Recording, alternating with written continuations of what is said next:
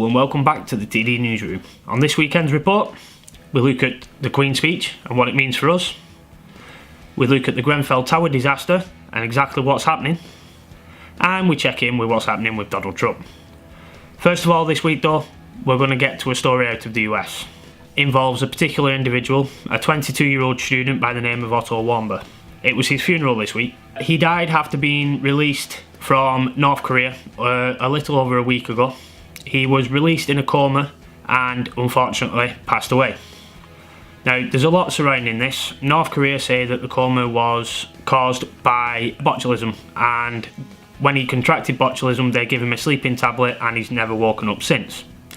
Now, earlier this week his condition was described as non-responsive wakefulness. Now, he's since passed away.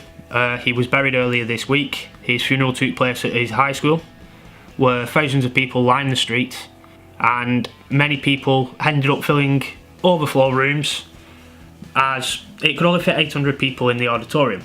The rough estimate is that there was around 2,000 to 3,000 people that were present at the funeral. Now, what's the backstory with this? Well, we're not 100% sure. We know why he was there, but we don't know what happened why he was there. Now, he was supposedly arrested and then later confessed to stealing a sign from a staff-only area of a hotel that he was staying with. Now, he was staying there as part of a tour that was run by a Chinese company. Now, video footage has been released of Otto stealing said sign, though if you look closely at the video it clearly shows someone doing something, but you couldn't make out who it was, what they were doing, or whether it was Otto, whether it was even a sign that they were taking down. It could be from of anyone. But Otto later confessed to his crime. Now, a lot of people believe that it was a confession under duress, which wouldn't be out of character. A few years ago, some American sailors and of course some British sailors in the past as well have supposedly wandered into North Korean waters. They've subsequently been arrested and tried with espionage. A few of them have made video statements confessing to the crimes. All have since been released. Now, not long after he confessed his crime, he was taken to court, found guilty and sentenced to 15 years hard labour. Now, reportedly not long after sentencing he contracted botulism, and the North Koreans state that they give him a sleeping pill and he hasn't since woken up. A lot of medical experts that were treating Otto in his home, or in his home state, have said that there's no signs of the disease, there's no signs of botulism, and that it would have taken many sleeping tablets to put him in the condition that he was in. Again, earlier this week he was described as in a position of non-responsive wakefulness. He's since died and there's still full investigation. Donald Trump said that he offered his condolences to the family and said that he was adamant that this wasn't going to happen to innocent people anymore. So, at the moment, that's about all we know. Obviously, there will still be investigations into this, and we will bring you up to date with everything we learn as we learn it. But moving on from there, and we're going to get on to the Queen's speech. So, what's the Queen's speech? Well, the Queen's speech is done every 2 years. It's also the official state opening of Parliament. Now, the Queen's speech wasn't due until later next year. It was brought forward due to the snap election that took place. Theresa May announced a snap election around 9 weeks ago, which the Conservatives then ended up losing the majority in Commons. So the Queen's speech takes place. It's the official state opening of Parliament, and first things first, this Queen's speech, a lot of people are saying that they've taken a lot out of the manifesto and they're not mentioning everything, all the campaign promises. Though I'm not a Conservative supporter myself, I do have to mention that this Queen's speech only covers the first 2 years of a 5-year term. Now, in the speech there was 27 bills in total, 8 of which were around Brexit. Some of them which covered new rules for immigration, new rules for trade, and some for the agricultural and fisheries sections. Now, these bills are designed to enact new laws to help with the Brexit. Now, we don't know 100% exactly what's in any of the bills. We have a brief outline of what's in a few of the bills, but we will learn more over time. Now, some of these are also non-Brexit related, which is a bill on HS2 to allow the development of the second phase of HS2 from Birmingham to Crewe. There's an armed forces bill allowing soldiers to serve part-time and on a flexible basis. That one confuses me a little. I don't know all the details around it. I'd love to find out what the details are, because to my knowledge we already have a part-time and flexible service military. It's called the Territorial Army, or the Reservists. So what this bill entails, I don't know, but it's apparently meant to allow people to serve their country on a more flexible basis and to work their service around family life and other commitments. Again, as far as I'm aware, that's what the TA did. But, well, what can you do? There's also one more bill that anybody who's renting may be looking forward to. Now, bear in mind, this isn't a guarantee. There is a bill to scrap tenants' fees and letting fees, so stop landlords from charging administration fees and other silly fees that you tend to find when you're letting. There is also talk of people being able to claim back fees from letting companies, but we don't know the time frame that they'd be able to claim back to. And again, this was a speech to last 2 years, so this isn't coming straight away. It could be 2 years down the line. And I say could be because there's no guarantee that any of these Brexit bills or any of the 27 bills at all are going to go through. Now, the Queen's speech was on Wednesday. What happens now is all 27 of these bills will be debated in Commons and also in the House of Lords. And then next week there will be a vote of confidence and a vote of agreement. So basically, what happens next week is all the MPs vote on whether they agree with it or whether they don't agree with the bills that are in the Queen's speech. Now, for the Queen's speech to be classed as a success and a vote of confidence, they have to get a majority vote. Now, the Conservatives are going to struggle there because they don't have a majority in Parliament anymore. Due to them losing seats, they lost a majority. To have a majority, you need 324. Now, the Conservatives have 318. But, not to fear for the Conservatives, they have a plan. They're trying to get an agreement with the Democratic Unionist Party of Northern Ireland. Now, this was offered straight away before the election results had even been finished being tallied. What the actual deal is, we don't know. Apparently neither do any of the Conservatives or the DUP because it hasn't been dealt yet. Now, there are rumours coming out that one of the conditions that the DUP have is that there's got to be £2 million put into the NHS. Sorry, £2 billion put into the NHS. Again, a rumour, not confirmed. What has been confirmed is that the DUP are talking with the Conservatives, and they've said that they are confident that there will be an agreement in place ready for next week's votes. Well, we'll see. What does back that statement up is 10 Downing Street have also released a statement that they are confident that they will get a vote of confidence within the House of Commons next week. Again, we'll wait and see. Who knows? They could be, they might not be, we'll find out. But on that, what do you guys think about this? What do you guys think about the 27 bills? Do you know anything about them? Do you want to know more about them? Do you think we should be given more clarity before any of these things can be voted through? And what do you think should happen if there's a vote of no confidence? Now, there's no set thing of what should happen if there is no vote of confidence. One of the things that could happen is Jeremy Corbyn could try and put forward his own minority government. To do so, he'd need a lot of support from all of the other parties.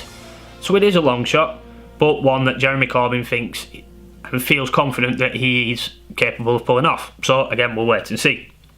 But what do you guys think? Do you think this is just a lot of fuss over nothing? Do you think they're dragging all this out too long? Or do you want to know more? Do you think there should be more involved in this?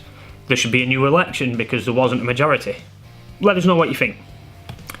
But for the time being, we're going to move on to our next story, which is the Grenfell Tower disaster. Now, the actual Grenfell Tower disaster was 9 days ago now. It's a tower block in Kensington and Chelsea district of London. It's 120 flats over 24 stories and houses 400 to 600 people. We're not exactly sure of the exact number. Now, it caught fire 9 days ago. The police have released a statement saying that the fire seems to have been caused by a faulty fridge freezer on the 4th floor and that it subsequently spread from there. Now, they have said that the cladding and the insulation on the exterior of the building didn't pass safety regulations, which we don't know. There is safety and building regulations that are in place. Apparently the material that was used is legal, does pass certain safety regulations, but didn't pass for this particular building. Now, apparently you can use this sort of cladding and this sort of insulation on buildings under 10 stories, but nothing over 10 stories. Now, this was 24 stories high. So should it have been used? We'll find out. Now, this cladding and insulation was put in not long ago. The renovation was completed in 2015. It was a £6 million renovation on that one particular building. Now, to date, there is still a long, ongoing police and fire service investigation. On the night of the actual disaster, a lot of firemen were involved, over 200, with other rescue services being involved, including the police, the ambulance, search and rescue, and many others have been involved since.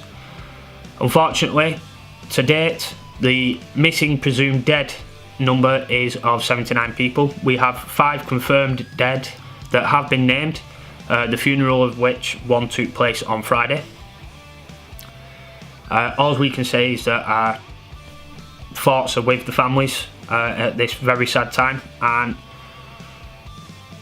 we have to reiterate what the police have said. If you knew anybody that was in the tower or was going to the tower, it doesn't matter what the business was, it doesn't matter what their immigration status was, nobody's interested. But if you know someone that's missing, that has connections to the tower, could have been in the tower that night, let the police force know. Let them know. They're not looking at prosecuting anyone, they just want to find everybody, make sure people are safe. That's it. Your immigration status doesn't matter, the legality of why you were there doesn't matter. They just want to make sure people are safe and they need to identify as many people as they can. Now, the search of the building is going to take quite a few more days yet. It took 2 days to get the fire under control. They've been searching the building for around 7 days. There's probably another 7 to 14 days to search it. Now, this hit the news bigly because there was a lot of controversy about how the fire was fought, what happened. Now, the fire service in this sort of situation would normally set up a base of operations 2 floors down from where the fire started. In this particular case, that would have been on the 2nd floor. Unfortunately, due to the speed in which the fire spread, this wasn't possible. They do this, and it's purely so they can conserve oxygen. Obviously, to enter a building like this where there is a lot of smoke and everything, the firemen heavily rely on BA systems, breathing apparatus, respirator masks and oxygen tanks on the back. Now, they can only carry a limited amount of this. So, rather than them trying to go up 60 floors or 20 floors using this at all times, they set up a base of operations 2 floors down from where the fire starts. This means that they can do an entry control point so that they can tag in and tag out people that are going in and check the safety of the BA equipment that they use. This means that they only have to go up 2 stories, using the breathing apparatus. So yeah, they lose a little bit of oxygen going up them 2 stories and coming back down them, but it's better than going up 20 stories and coming back down. Now, the fire department managed to get into the building quite rapidly. They were getting people out. Unfortunately, the design of the building, there's only one staircase. So as the firemen were trying to get up, people were trying to get out. There was confusion. People were told to evacuate, but they were told to stay in the flats, and a lot of people got confused. Some people went up to the top of the building, some people came down. There was a whole lot of confusion, obviously with lots of smoke around, flames. It's going to be a scary time. People get panicked, people get scared. The fire department did the best they could in the situation that they were in. Unfortunately, the high-rise platforms that they used to fight these sort of fires, in this particular case, wasn't large enough. We only used 20-metre platforms in this country. Unfortunately, the actual height of the building is 70 metres, so quite a lot of difference. Now, in other countries they use 40-metre platforms or more. Sorry, not 70 metres, it was 70 foot high. 20 metres doesn't quite reach it. Normally in other countries they'd use a 40-metre platform. We don't have them in this country. So a lot of things went wrong. Not with the emergency response. They were there as quickly as they could. They did everything they could. Unfortunately, the actual rate of the fire and the nature of the fire was so unprecedented that they were caught off guard. They did everything they could.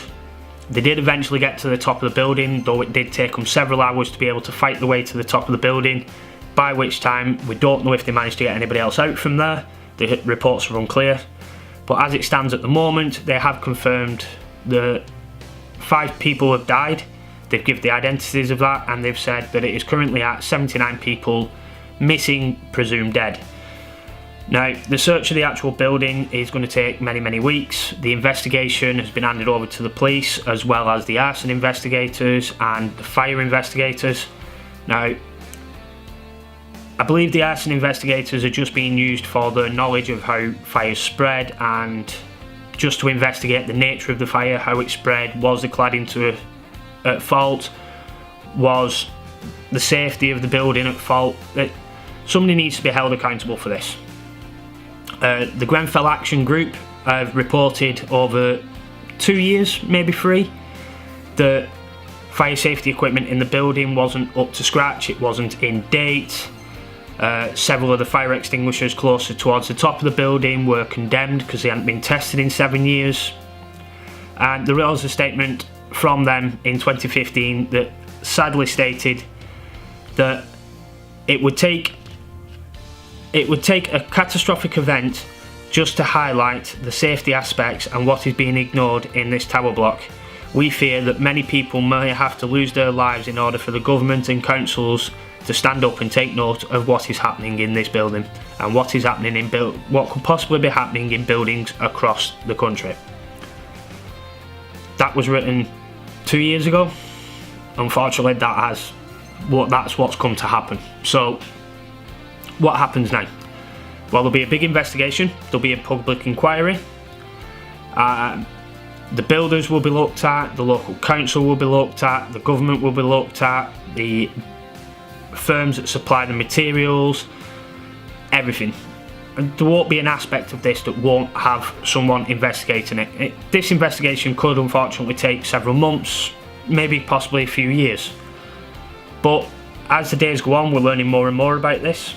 For instance, it's taken up until a few days ago for some of the residents to actually be housed. They did finally get luxury apartments acquired that were close by. They were given over to residents. There's still unfortunately residents sleeping on air mattresses and camp beds in a local sports centre. There's some still in B&Bs, some still in hotels. The Prime Minister, during the Queen's speech on Wednesday, did actually apologise of sorts. But what do you guys think? Was the apology too little too late? The actual response from the council, what do you think? Was it enough? Should they have better plans put in place for this? Should they have better priorities? And the aftermath, what do you think? Are they dragging the feet? Should this have happened sooner? Should these reports from the Grenfell Action Group have been taken serious sooner? And they are taking them serious now. 800 homes in 5 tower blocks across the Charlotte's estate in Camden have been evacuated. People have been put in hotels, people have been put in sports centres. They've been evacuated amidst concerns for their fire safety of the buildings. They're using the same cladding as the Grenfell Tower was using. So people have been living in these blocks. They were renovated in 2006 by the same company that did the Grenfell Tower at a total cost of 66 million for 5 tower blocks, but it all had the same cladding. Now, if the rules for this cladding and it can't go above 10 stories, should the company that installed it be done for it? Were the regulations right at the time? Maybe we won't know, but we want to hear your thoughts. Now, we know that there's 14 towers across 9 different districts that are all being looked at the moment, and they have concerns for the fire safety of them. But as of yet, we're unaware of any more than these 5 that have been evacuated. But if you know more, let us know. If you think more should be being done about this, again, let us know. We want to know your thoughts on what you think. Now, last, just before we hand over to Donny Tiny Tweets with Luke, let's have a look at exactly what Donald Trump's been up to. The only story I'm personally going to cover about Donald Trump is the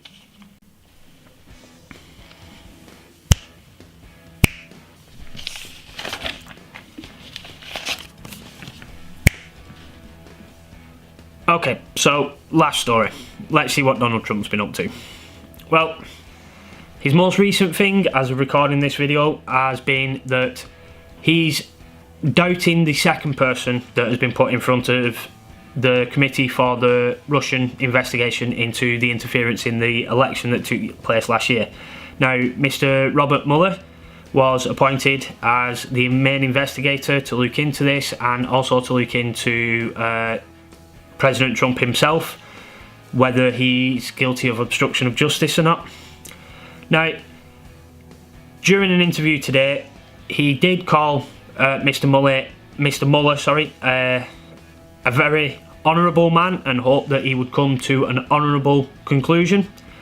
Now, this was during a Fox News interview when he was asked that should Mr. Mueller step down. Now, this is because he has doubts on his neutrality. This is because Mr. Mueller is a good friend of James Comey, who the president fired not long ago whilst he was running the US election Russia involvement. So, well, what do we know? The president's actually stated twice through White House representatives that though he has the power to fire him, he's not got the intent to fire him at the moment. During an interview that was aired on Friday, he did say that he believed that Mr. Mueller was an honourable man, and that he hoped that he would come to an honourable conclusion. Several people have said that you must be kidding if you think that the Oversight Committee are going to be fair in this. There's Republicans that are insisting that Mr. Mueller should step down or be fired. It's just another scandal to do with the Russian scandal. So, what can we say? It's just getting worse and worse, and is there honestly going to be a week where this isn't in the news for President Trump? We doubt it. But, anyway, that's it from me. If you enjoyed the programme, please join me again for the midweek report on Wednesday. Remember, this is a new programme. I'm not brilliant. I will improve as time goes on. But get involved. Let us know what you think. We'd love to hear what you say. We'd like anybody, go ahead, comment, tell us what you think. Tell us what you think of the stories. Hit us up on social media. If you did enjoy what you saw, please hit the like button. Subscribe if you want to see more.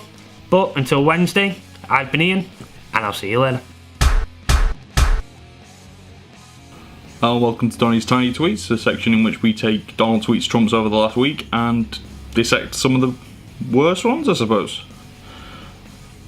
Okay, the first two are combined one that makes me want to scream.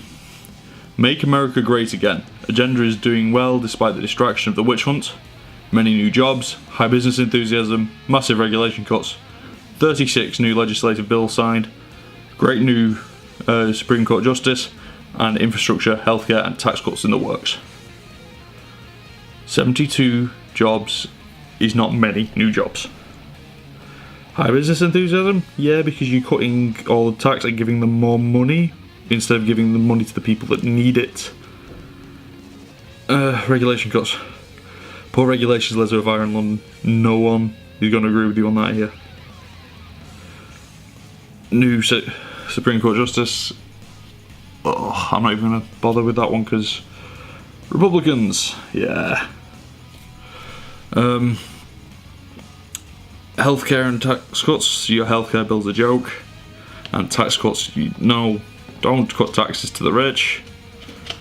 Trickle down economy doesn't work. The rich don't need anything, so they don't buy anything. No more economy. Third one, Camp David is a very special place. An honour to have spent the weekend there. Military runs it so well and we're proud of what they do. This isn't anything against the military. Surprisingly, this is me congratulating Donald Trump on actually spending a weekend away from Mar-a-Lago. He spent more of the taxpayers' money going to Mar-a-Lago every weekend than anything else. So congratulations on actually doing something a president's supposed to do. Number 4, big day tomorrow in Georgia and South Carolina. Obamacare is dead. Dems want to raise taxes big. They can only obstruct. No ideas. Vote R. Hey, you sound like a child with a raise taxes big. Might as well put bigly. Obamacare was far better than what you're introducing in the American Healthcare Bill. American Healthcare Act, rather. It wasn't perfect, but it was getting there. And raise taxes? Yeah. I think some taxes need to be raised from the massive corporations and the richest 1% because they're not buying anything, they're not contributing anything to the economy. In fact, they're mostly avoiding taxes. Look at the Panama Papers. Next, Democrats would do better as a party if they got together with Republicans on healthcare, tax cuts, security. Obstruction doesn't work. Obstruction does work if you're working against the benefit of the people you're supposed to be serving. That's where the Democrats need to be obstructing you. And work better as a party if they got together with the Republicans. Most of them are working for the donors, so they're working for the same people you are. Ooh, this was a new one. About here, you're going to be seeing a little number pop up. This is our fake tweet scammer. This goes up by 1 today because, well, the special elections are over and those that want to make America great again are 5-0. All the fake news, all the money spent equals 0. I don't even know where to start. The special elections were a bit of a farce. You're going Republicans against mini Republicans. People need actual choice. And there wasn't any fake news coming from the Democrat side as far as I could see. Everything I saw on these special elections were fake news against the Democrats in Republican run adverts. Anyway, that's all from me this time. See you again next week. See last week's video and click here to go to the channel and see any other videos. Thank you very much.